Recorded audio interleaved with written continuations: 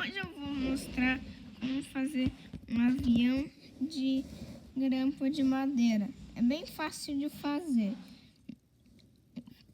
Quase não precisa fazer nenhum material. Eu vou desmontar ele para eu te mostrar como monta.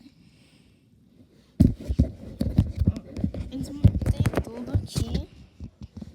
Só que vai precisar desse aqui. Vai precisar tirar uma parte desse grampo. Pode tirar a parte de cima ou de baixo. Tirar aqui. Vou fingir que eu tirei, mas não posso tirar porque daí vai ficar tudo ruim. E daí você vai pegar essa parte.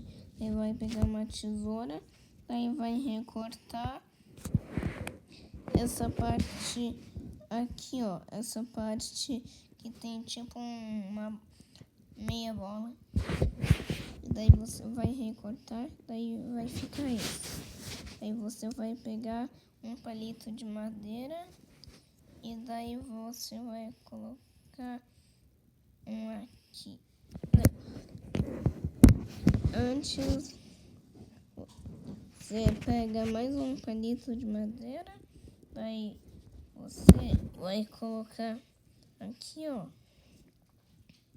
aqui assim, daí você deixa mais assim, isso aí. Se você quiser também pode deixar assim, mas eu prefiro deixar assim. E daí agora sim você vai colocar essa parte aqui. É aqui atrás do avião. Aí. E tá feito o seu aviãozinho. Aí eu coloquei a janelinha aqui. Você pode usar caneta. Você tem que usar canetinha ou tinta, porque lápis não funciona. Se você tentar usar lápis no seu avião, não vai funcionar. Lápis grafite eu acho que até dê, mas lápis de cor não dá.